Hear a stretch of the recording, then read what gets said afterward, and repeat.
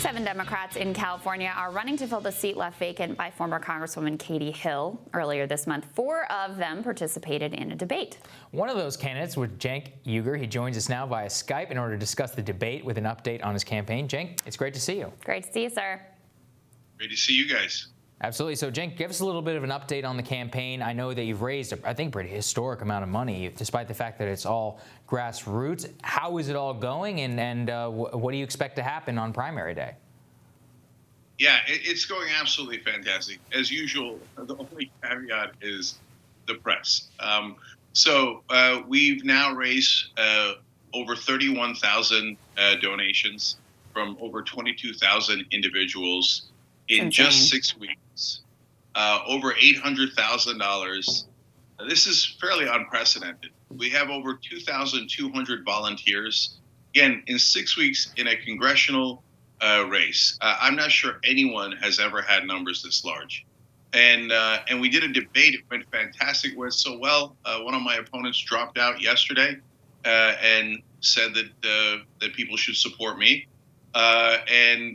Unfortunately, the local press either A, does not cover what is arguably the most interesting congressional campaign and race in the country, even though it's in their backyard.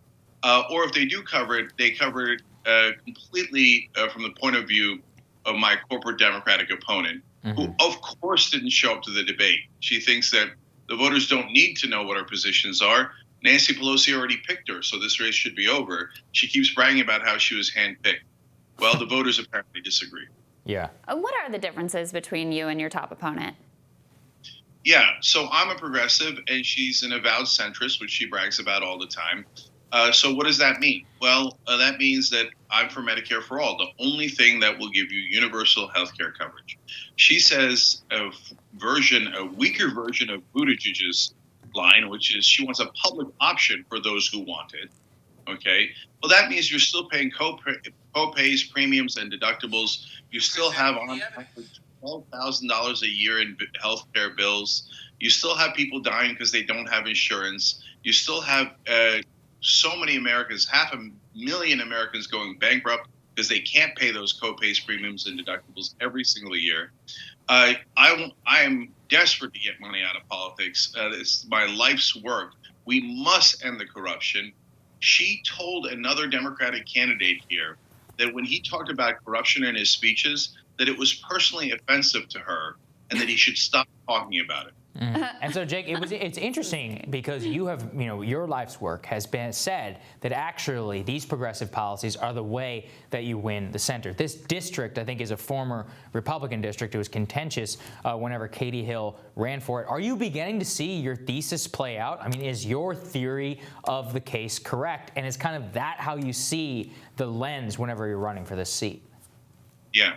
So obviously we're going to see on election night, do we have enough money? Do we have enough volunteers to be able to reach the voters with our message? So that's going to be the key question. So if you can volunteer or donate, cenk2020.com, because it makes all the difference because we have to reach the voters. So what happens, though, when we do reach the voters? So I've been knocking on doors. I've knocked on hundreds of doors. It's a really disparate district with towns that are different socioeconomic status, different racial backgrounds, et cetera. But every single person I talk to agrees with getting money out of politics. Now, one person has said, no, you know what? I actually really like corporate money in politics. I think giving it for charity, and it really makes me happy when lobbyists give money to politicians. But not only that, you're asking about independence in a purple district. Democrats are backing me at the doors at a great clip, right?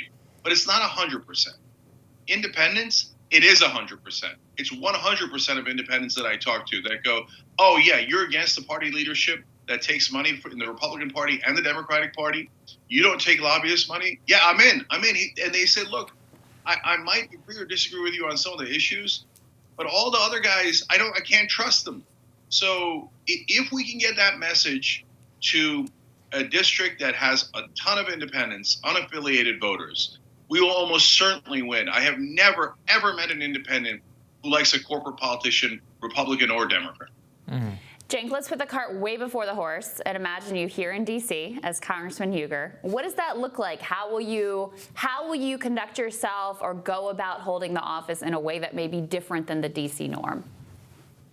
Well, that's part of the point of running here, which is that I got so frustrated with politicians not saying things that are super obvious. So if I'm in Congress, it's going to be a whirlwind.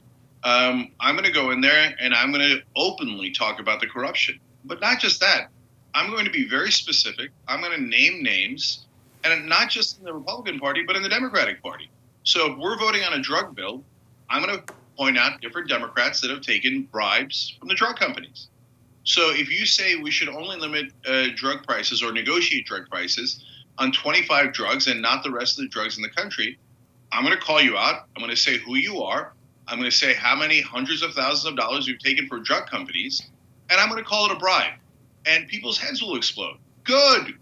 Politically, we need to change the national conversation. ExxonMobil and Pfizer does not give you money for charity. They give it to buy you. The second time they give it to you, that means they got a return on investment. I'm going to call these things bribes on the floor of the House. The second thing I'm going to do, by the way, guys, is I'm going to invite people to the House. You know, it's your house. And I know that the corporate Republicans and Democrats can't stand real people and real voters. They'll invite lobbyists all day long to the House of Representatives. Well, they'll never invite the real people. You should come and watch our debates. I know there was nothing to watch before because it was just a bunch of corporate politicians doing talking points to their donors. But we're going to shake that up. And I want the people to take their house back. Mm-hmm. Well, I can say Washington is not ready for you, Cenk. Indeed, yeah. Thank you so much. Good luck on the campaign. We'll talk to you again soon. Thank you, guys. Cenk2020.com. There you go. All right, well, we're rising for you right after this.